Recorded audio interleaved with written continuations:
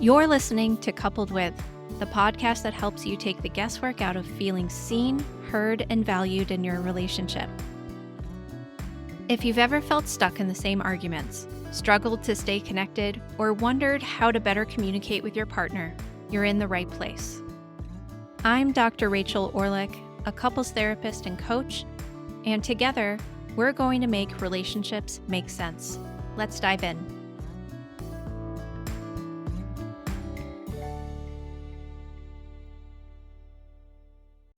Hey, and welcome back to Coupled With. If you've ever found yourself stuck after a conflict, wondering why your apology didn't land, or why things still feel tense even after you've said, "I'm sorry," you're going to love today's episode. I'm joined by therapist Shannon McCune for a deep, honest conversation about the real art of repair in relationships. We go beyond the generic advice and talk about what repair actually looks like when you're in the thick of it with someone you love. The kind of repair that rebuilds trust, softens defenses, and makes you feel close again, not just fine. Shannon shares why well-meaning apologies often backfire, how defensiveness shows up even when we don't mean for it to, and why some hurts just don't go away, no matter how many times you've tried to move on.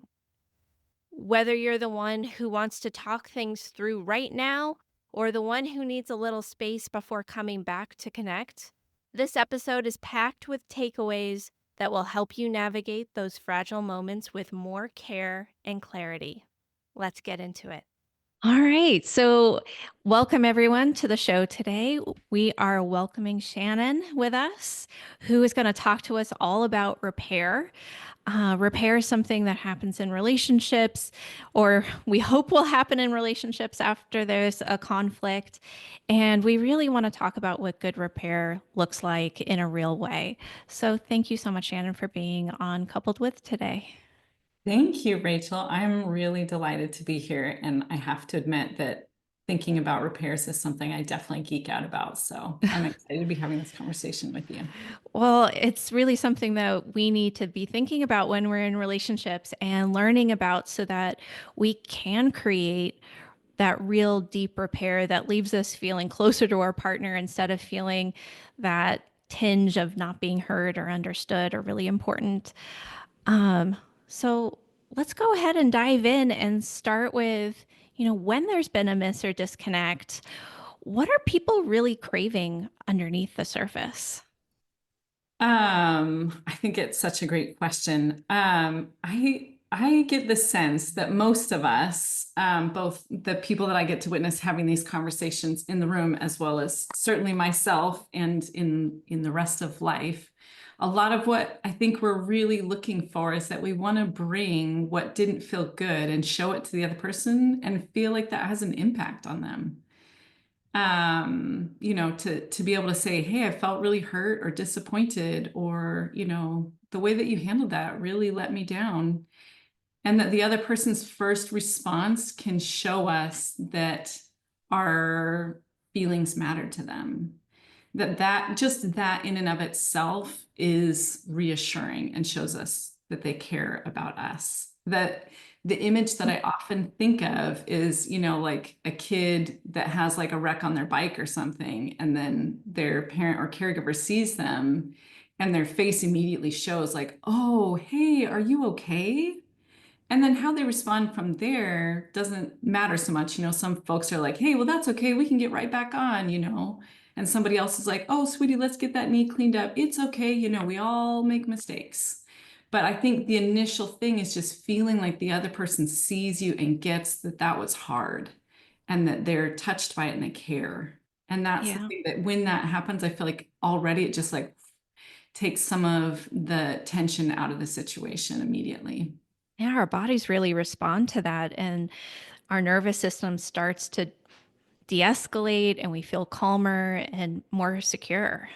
Yeah, exactly. So I think that first part is just, whether it's we see it in their body, we see it in their face, we hear it in their voice, but there's something that our body can recognize that reassures us like they care about me, they see me, and like we're going to figure this out. Absolutely. Why is it that some apologies seem to backfire and make things worse instead of better? Oh, there's so many reasons. So many reasons. I think one of the first ones is just if you're the person who's receiving some feedback or somebody's bringing up something upsetting, we're not realizing maybe like what that other person is really needing in the moment. And so I think one of the biggest things that gets in the way is that we feel like we're being accused of something or we're being criticized. And maybe the other person is coming with a bit of intense energy. But as soon as we feel like we have to kind of protect ourselves or explain ourselves, or kind of rush through the process, like we just want to have a good night, we don't want our partner to blow up, and we know that, you know, if this goes wrong, it's going to ruin the rest of the night. If we get distracted by those things, we totally miss that first part of showing up and showing caring. And so then they get this opposite feeling of like, oh, you don't like it when I bring things up, or you don't really care about my feelings. And depending on how we respond when we're the one having the thing brought to us, you know, if we're trying to explain ourselves, we're maybe trying to help them see like, oh, no harm was intended. But instead of it coming across as being reassuring, the other person generally receives it as kind of like dismissal or denial or minimizing.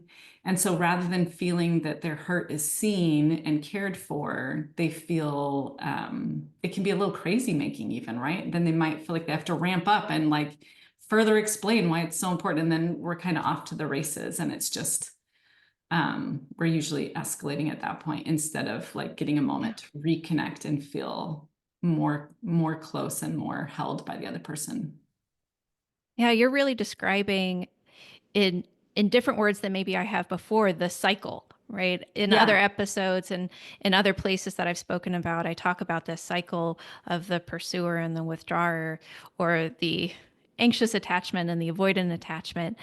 And that really shows up in these circumstances. Yeah, it absolutely does. I feel like I was thinking about this a little bit in preparation. I feel like I kind of see patterns over time, and it often like I feel like I'll be seeing a few couples with kind of a similar theme at a time. And so, you know, there are the people who are dismissive who seem kind of rushed or irritated that somebody's bringing it up. And maybe underneath they're feeling like, oh, they're always out to get me. Like they always see me as the bad guy. It's so hard. How can they misinterpret everything I do? And that makes sense, right? That's certainly we probably can all relate to having someone where we have those kinds of reactions. But I see other couples sometimes where the partner wants so badly to show, I don't know why, but for a little while I had several male partners in a row that would try to reassure their female partner. These were all straight couples in this instance. So maybe she brings up something like, yeah, it just feels like whenever I bring this thing up, you don't hear me, and then I really feel like you don't care about me, and kind of like you don't even really want my preferences to be involved in the decision or whatever the issue was. And rather than hearing what her experience is and responding to that, I would see the partner do things like, oh my gosh, I love you so much. And I absolutely want you to feel cared for and seen and heard. And they would wax poetic about what they wanted their partner to feel while missing in that moment, actually attending to what the partner is saying they're feeling right then. Oh, that's so interesting. Yeah. And so, like, in that, like, they're really trying to do a good thing. They're trying to be reassuring, but they're ending up talking more about how they want to be seen as a partner or experienced as a partner rather than attending to the miss that just happened that their partner is bringing up in the now. They're talking more about themselves than their partner, so their partner ends up not being seen. Absolutely. And in those cases, and you know, there's so many layers, but it seemed like for straight couples, when this dynamic would happen, the message that I heard repeatedly from the female partners was along the lines of, so in the end, even if I bring it up in the best way possible, it still becomes about his feelings. And I end Oh, up having to reassure him. oh. So Yeah. much extra work. So much extra work. And then, of course, he feels like, here I am trying to show up and like be reassuring, and I can't ever get it right. Or, Yeah. it's such a narrow landing strip. How could I ever get here? I see a lot of couples where one or both are kind of these high overachieving perfectionist type people, which we see a lot in the Hmm. Seattle area because of the tech Hmm. boom. And that I just can't get it right. I can't Yeah. find the right words. They never hear it the way I intend. That comes up so much. Yeah. Yeah. Absolutely. Yeah. So I guess in the end, what I hear is like, or see a lot is if our initial response is to somehow try to clarify and explain ourselves, then pretty much always it doesn't land.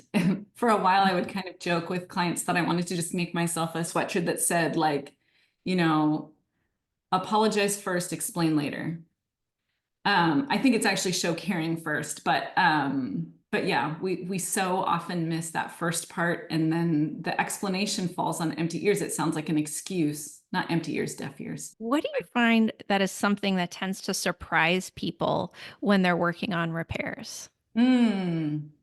Well, I think a big one is that it seems like people often, I think there's like a couple of fears that we have when somebody gives us feedback. And one of them is like I'm gonna have to really like grovel and just totally humble myself and take ownership for 10,000 things. Like nothing else will ever appease this person. Um, and I think people don't realize that something as simple as being like, wow, that was a really hard start to the morning. I'm really sorry. Like even that can take so much of the tension and the hurt out of the moment. So sometimes just having like a really simple response that just shows like, yeah, I don't want to be feeling this way either, can really shift things in a helpful way. And then, maybe we're not ready to see our part yet. So I think another thing when I've had clients recognize, like, oh, it's okay for me to say, I hear that you're upset and I do care. I think I need to think about it for a few minutes. Like, I want to come back, but I'm a little wrapped up with my own feelings right now. Can we come back to a little bit later? Like, when they develop enough trust in the relationship that that's possible, people often express just feeling so relieved that that's an option, that they don't have to do it perfectly in the moment. That's actually something I want to take with me today because I think that would help so many people that I work with because they think, oh, unless I agree with my partner and I Hmm. agree with their perspective that I did something bad or I did it wrong, then they're Hmm. never going to feel okay. And being able to say, like, I actually just need a little bit of time to think about this, but I Hmm. do really care about what's going on for you can really make all the difference. Yeah, yeah. So I feel like in that way, at the end of the day, I feel like we all get called to like greater self-awareness. And if we're in tune enough to think like, wow, I'm feeling really defensive right now, or I'm feeling so stressed about something else that's happening, I can't really attend as well as I'd like to right now. I think when we're able to own that and say like, I want to be more open-minded than I am right now. So can I just hear you for a minute and then like I will come back. I think then it gives our partner a lot more trust in us that we're coming with intention. And then we're not doing the thing that so often happens where people kind of rush it and they're like, well, that's not what I meant. And I'm sorry you heard it that way and that you're so hurt about it, but that wasn't what I was trying to do. And then, like the tone, the pace, everything kind of shows like, I don't really want to hear about your experience. I just want to get out of feeling like I'm in trouble right now. Yeah. I'm sorry that you feel that way. Yes, right. Versus, I was thinking about, like if somebody said, when you did this or said that, it really hurt me.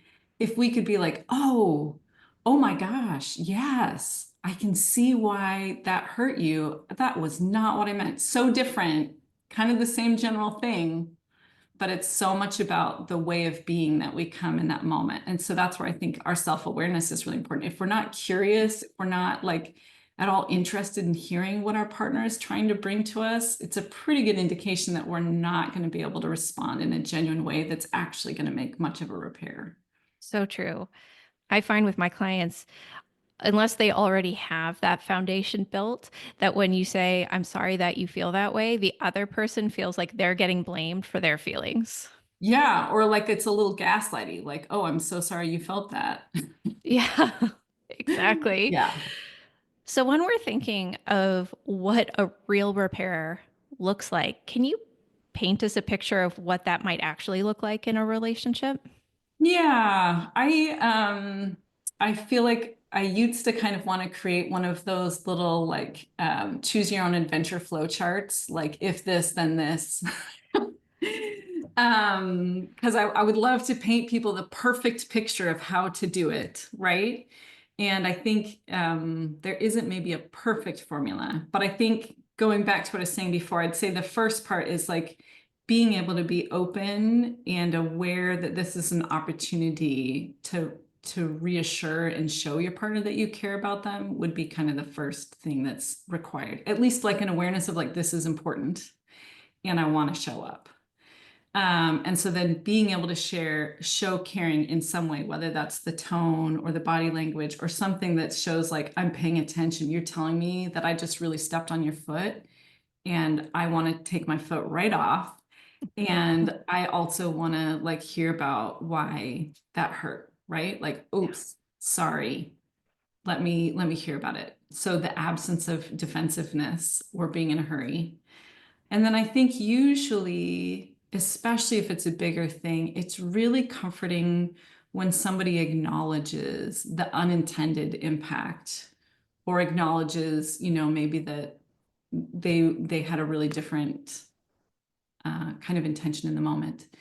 But I think when somebody hears us express a hurt, especially kind of a bigger moment, and they hear us and they kind of say like, "Oh, I'm sorry that that you were hurt," but we're not quite sure if they get what a big deal it was, or if we don't feel like they've totally connected the dots on why it was problematic or challenging for the relationship, then we may not walk away with a whole lot of reassurance that it's not going to happen again.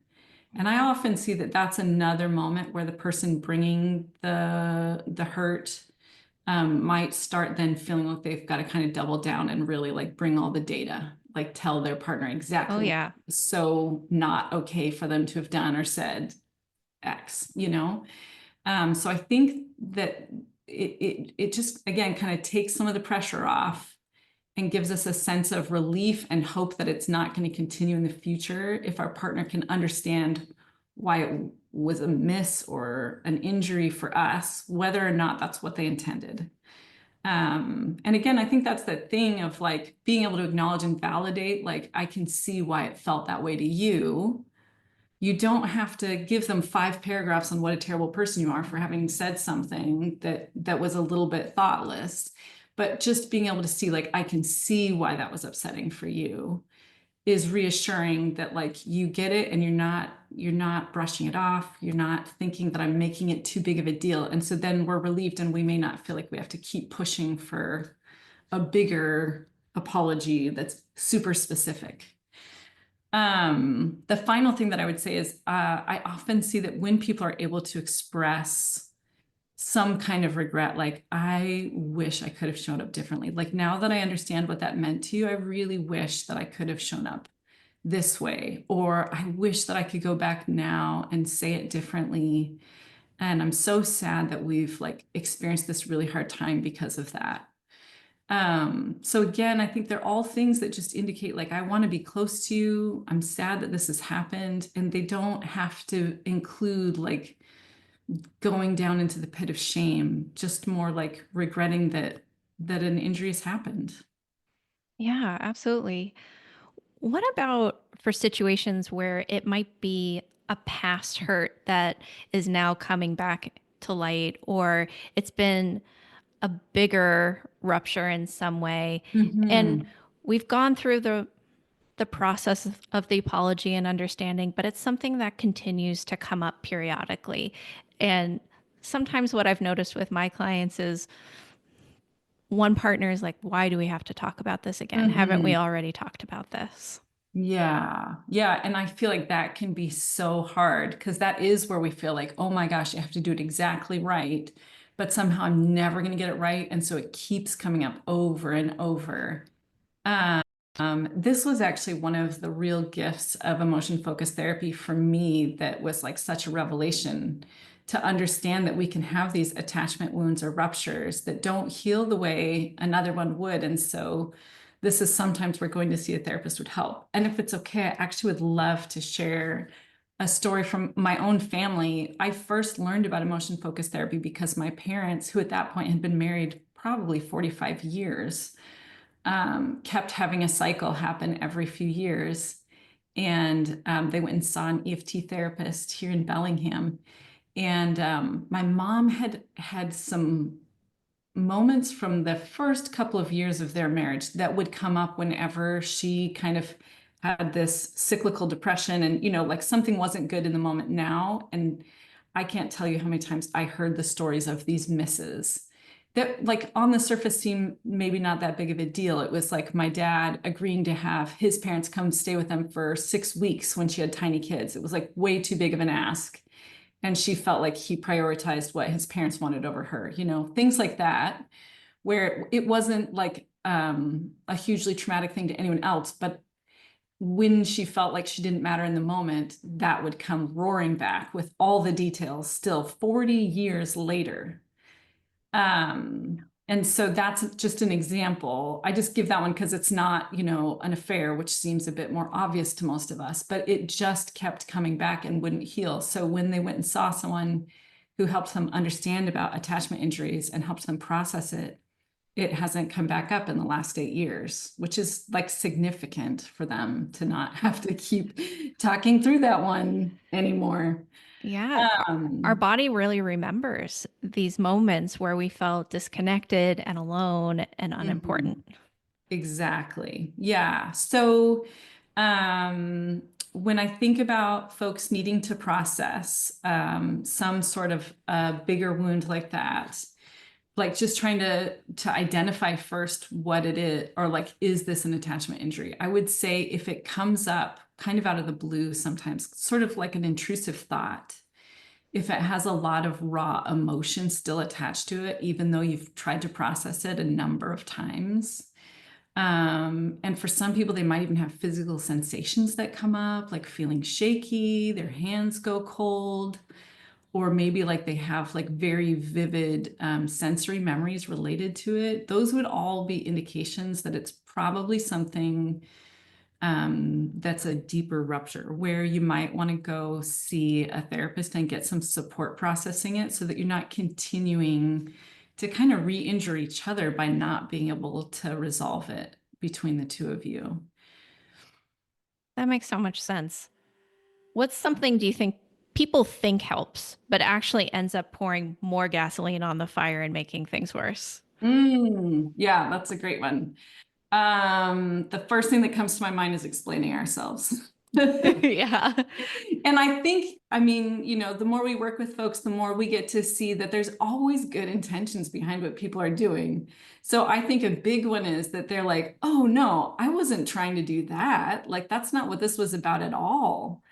Um, but unfortunately, like when we rush to explain ourselves, the other person again feels like, oh, well, you just want to make yourself look good, or you're just minimizing it, or basically telling me it shouldn't be a big deal, or not taking any responsibility for it, which then kind of triggers that thing where people feel like, well, if you think you can just explain it away, then I don't have any trust that this isn't going to keep happening. So it's when we just try to explain things to smooth it over, we just desperately don't want our partner to get more upset. We don't want the rupture to get bigger.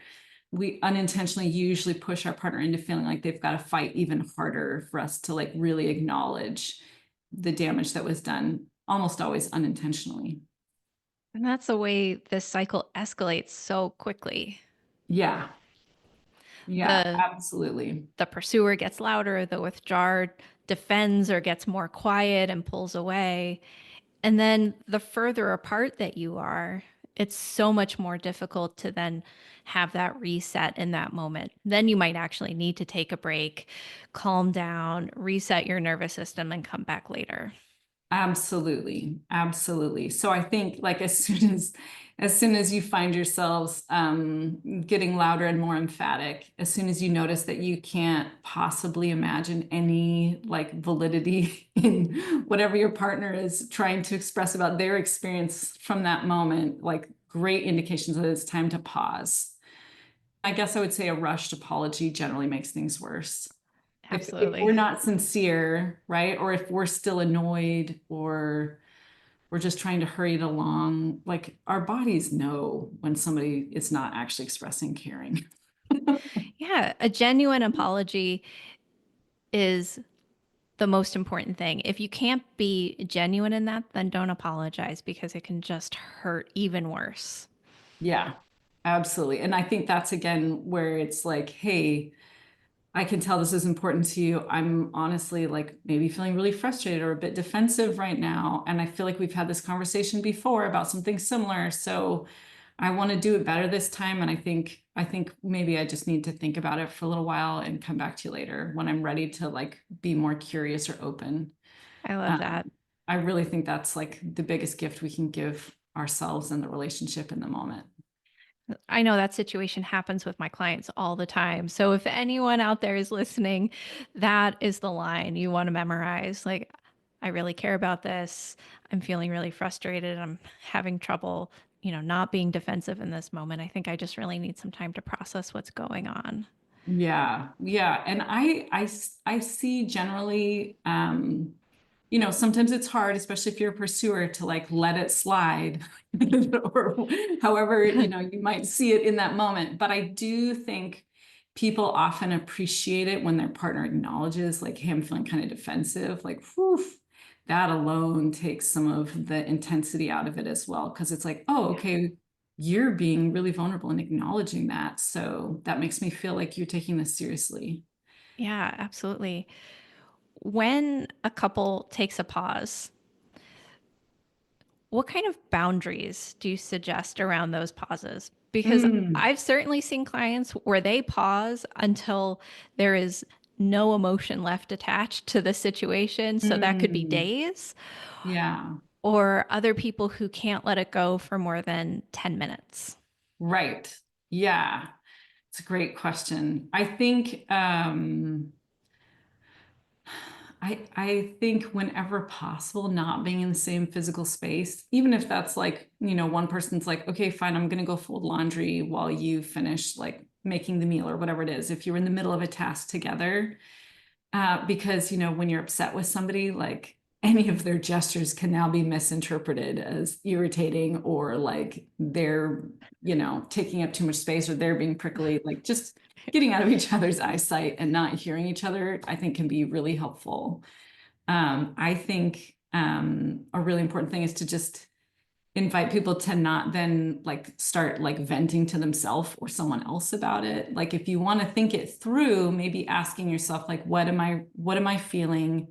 Why am I feeling this so strongly? What do I wish my partner could see or understand about me in this moment?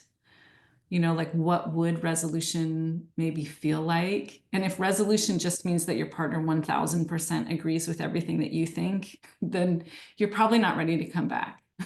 No, that is not a real So relationship conclusion. So, I often talk to people about like it's important to do the kinds of things that help our body process those stress hormones that are now kicked up, the adrenaline and the cortisol. So, move your body, change of space. So maybe that's like go take a hot shower or go get the groceries and interact with another human being for a couple minutes who's totally neutral.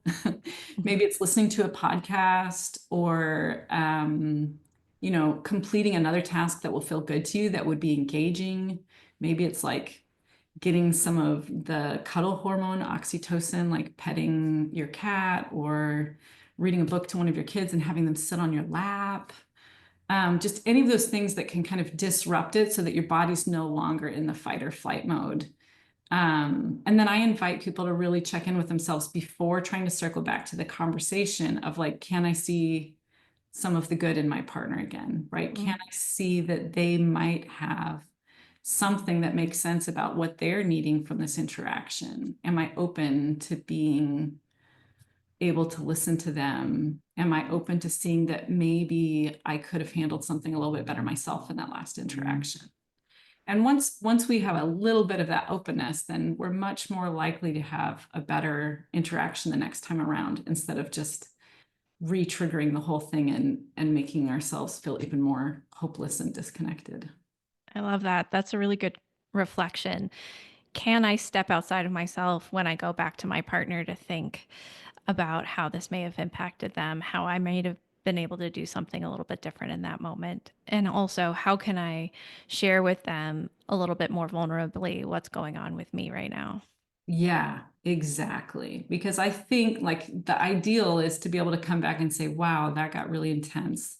I know I was feeling this, this, and this. And I've been reflecting, and I think part of why it felt so big to me is because this other thing is going on for me. Or, I worry that, we won't figure this out and we've got to make a decision soon. Whatever it is, Hmm. just being able to acknowledge a little bit more about what's happening internally for us, helps our partner feel like we're not going to say it's 100% their fault. And also, just reminds them of our humanity and what we're also facing in the moment. Yeah. Yeah, the one other thought that popped into my head earlier, you asked like what's something that surprises people. I don't know if it surprised them or if it surprised me, but again, it was one of those things where I had like a repeated experience. I had two different experiences within the same week with a partner who had processed a hard thing, and they're listening to their partner having big feelings, and they didn't get defensive. They were able to stay really present with their partner. And when I turned back to them and asked like how, like what were you feeling, what was coming up for you as you're hearing a little bit more about the impact for your partner, both of these folks used the same word, and they said, well, I actually feel hopeful and empowered.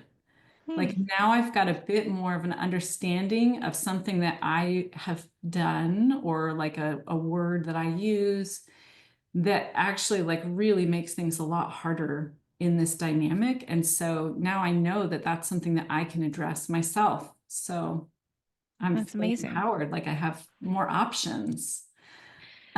So I think sometimes, I guess what I loved about that is I think sometimes people are a bit afraid to process something or to go to couples therapy because they're afraid that they're just gonna get all the blame or be told, that they should have been better, etc. But I think when we're able to slow down and hear each other and really feel that caring and compassion for the other person, and see that their experience, while very different from ours, also could make sense, then I think we see those ways in which we could shift and like get to have more of the kind of connection that we're really wanting, that's so worth it. Yeah. It's like they think that taking ownership for certain things, like saying a word that triggers their partner or saying things with a certain tone, if they take that ownership, it will confirm their partner's notion that they're this bad person and they need to take all the blame and they did it wrong. But Mhm. actually, when they take small ownerships, it encourages trust with their partner, and their partner feels like they can let down their walls and then also hear how in that moment they might have impacted them. Yes, exactly, exactly. And then it just feels like that lovely upward spiral. Yeah. That as each partner is willing to see their part and talk about it in just like I don't know, it's kind of like finding the middle ground, like where we're not shaming ourselves and we're not blaming the other person, but we're just kind of naming what is and accepting that we're both really flawed humans that are learning and being pushed to grow by being in relationship with each other. Then I think it really does inspire our partner to do the same and to kind of lean into that growth with us and own their part. That's so true. So, my last question for you today before we wrap up is, well, we've talked about so many things that are important around repair. If there is one thing that somebody can do today to make a shift in how they actually start to repair with their partner, like they're listening to this and they're thinking, oh, yeah, that's definitely me. What's What's one shift that they can start working on today that would have some high impact? Hmm. I think focusing on listening first before responding, and listening in particular for like where is the hurt? Like maybe not so much in the particular details of the thing this person's saying. And I will acknowledge first off, it is especially hard when your partner is describing your own actions in great detail in very unflattering ways to do this. Yes. But trying to really listen to like, what is it? Like, what is the feeling underneath this? What is the thing that didn't happen, right? Like, what is it that they're saying is so upsetting about this? And trying to respond to that first, trying to kind of like let go of the specifics and focus much more on like, okay, so what I'm hearing is you felt really let down by me in this moment. Mhm. And I know for me in my own personal life, when my partner is able to respond in that way, it's just like, whew, totally diffuses the whole situation. You know, it might take me a couple more minutes to be very gracious about it, but I immediately like, whew, come right back down and it's like, oh, you get it. Yeah. And so I think if we can try to listen for what the other person is feeling troubled about, and focus on just reflecting that back to them and helping them know that that matters to us. I think that's an incredible step towards reconnecting and rebuilding trust. Well, thank you so much for this perspective. It's this, like I said before, this is such an important topic, and it usually seems like a black box kind of topic where somehow it just happens and it should happen and we should naturally know how to do it. But there are some real steps that people can start thinking about and taking with them from today's conversation. And I really appreciate you taking the time to join me on the show today and talk about repair and how we can make that happen better in relationships. Yeah, well, thank you so much for all the work that goes into creating these kinds of opportunities for us to get to discuss, and for anybody out there just wanting to learn a little bit more on how you can shift things a little bit in your own life and find ways to get to repair sooner, because being stuck disconnected is not what any of us want. So yeah, thank you so much for this opportunity. It's been really delightful getting to visit with you, Rachel. There's so much I loved about this conversation with Shannon, but a couple of things especially stood out. First, the reminder that real repair isn't about groveling, rushing, or fixing everything perfectly in the moment. It's about presence. It's about your partner seeing in your body and your tone that you care about how they feel, even if you don't fully understand it yet. And second, how powerful it is to say, I need a little time to think about this, but I do care about what's going on for you. That one line can be the difference between escalating the cycle or breaking it. And if you're listening to this and thinking, yep, that's where we get stuck, then you might be dealing with what we call an attachment injury. This can occur at any moment, especially during a vulnerable time when one partner reaches for connection and ends up feeling dismissed, abandoned, or emotionally unsafe. It doesn't have to be a big betrayal. Sometimes it's a repeated pattern or even a moment that seems small from the outside, but actually cuts them deep. And it lingers. That's why learning to repair is such a critical skill, not just to smooth things over, but to rebuild safety in the moments that matter most. Before you go, I want to invite you into something that'll help you take what you're learning even deeper. If you've been stuck in the same old dynamic, snapping, shutting down, or just feeling miles apart from your partner, you're not alone and you're not broken. My free 7-day course, Break the Cycle, is designed to help you do exactly what the name says: stop reacting, start reconnecting, and finally change the pattern. You'll get short, powerful daily lessons straight to your inbox, and each one gives you a simple but meaningful shift to make real change, even if your partner isn't on board yet. It's totally free, and you can sign up for it at my website, www.drrachelorlick.com, or just tap the link in the show notes. You don't have to stay stuck in the same fight. You can break the cycle starting today. And remember, you don't have to get it right. You just need to stay in it. Whether you're coupled with conflict, confusion, or love, just keep showing up.